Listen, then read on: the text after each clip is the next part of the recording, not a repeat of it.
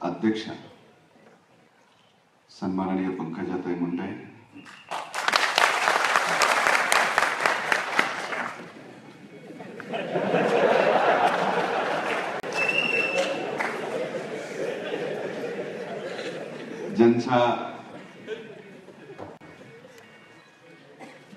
ज्यांना हा पुरस्कार दिला जातो, आदरणीय गिरीशजी कुबेर साहेब, आदरणीय जयदत्त अण्णा क्षीरसागर, आदरणीय रजनीभाई पाटील, माजी मंत्री आदरणीय सुरेश अंधाधस, आदरणीय अमरसिंहजी पंडित,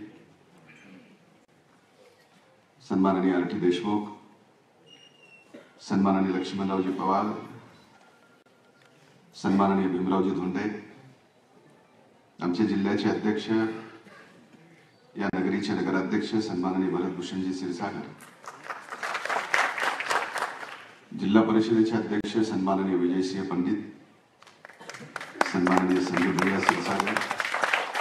माजी आमदार आदरणीय उषाताई दराडे, ज्यांच्या अथक परिश्रमातून सलग 9 वर्ष समा गर्गे पुरस्कार आपल्या जिल्हा पत्रकार संघाच्या वतीनं आयोजित केला जातो आहे। पत्रकार संघाचे राज्याचे कार्याध्यक्ष माझे मित्र सन्माननीय वसंतरावजी मुंडे, संस्थापक अध्यक्ष सन्माननीय संतोषजी मानूरकर, बीड जिल्हा पत्रकार संघाचे अध्यक्ष वैभवजी स्वामी, शेखरजी कुमार, श्रीपती माने, इथं उपस्थित या जिल्ह्यातील विविध वर्तमानपत्राचे सर्व सन्माननीय संपादक, पत्रकार मित्रांनो आणि बंधू भगिनींनो,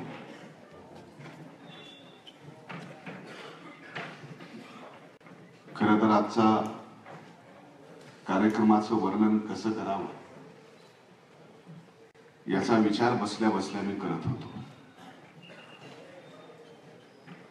शेवटी ज्यांना पुरस्कार मिळणार त्यांचं आडनाव कुबेर आहे आणि स्वाभाविक आपल्या सगळ्यांना कुबेर म्हणलं की संपत्तीशी विषय जोडला जातो। पण हा कार्यक्रमाचं वर्णन मी प्रयत्न करतो आहे की एका लिखाणाच्या कुबेराचा एका राजकारणातील कुबेराच्या हस्ते आज हा ठिकाणी सन्मान, आणि हा योग बीड जिल्हा पत्रकार संघाच्या वतीनं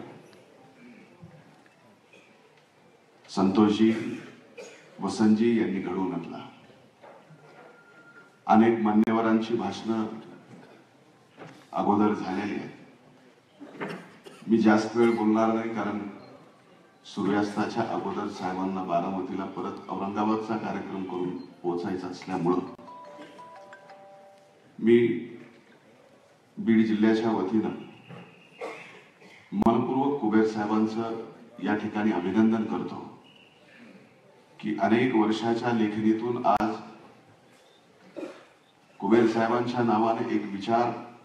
राज्यातील आणि देशातील पत्रकारितेच्या समोर उभा राहिला। अतिशय निर्भीडपणे लिखाण करणं तसं आजच्या परिस्थितीमध्ये फार जोखमीचं काम झालेलं आहे, तरी सुद्धा कुबेर साहेब निर्भीडपणे अगदी नोटबंदीपासून अनेक विषयावरती लिहितात। आमच्यासारख्या विरोधी पक्षात काम करणाऱ्या अनेक तरुण कार्यकर्त्यांना खऱ्या अर्थानं ती प्रेरणा आहे। म्हणून मी कुबेर साहेबांचं मनापासून या ठिकाणी अभिनंदन पुन्हा एकदा करतो। येत्या 23 फेब्रुवारीला आदरणीय पवार साहेबांना संसदीय अजिंक्य कारकिर्दीत 50 वर्ष पूर्ण होत आहेत। या जगात देशाच्या पाठीवर एकही असं उदाहरण नाही की एक व्यक्तीने विधानसभा, विधान परिषद, लोकसभा, राज्यसभा या सर्वच्या सर्व राज्याच्या आणि देशाच्या सार्वभौम सभागृहाचं प्रतिनिधित्व केलं, आणि ते असं प्रतिनिधित्व की पहिल्या निवडणुकीपासून ते आतापर्यंतच्या निवडणुकीमध्ये कधीही पराजय तर सोडूनच द्या,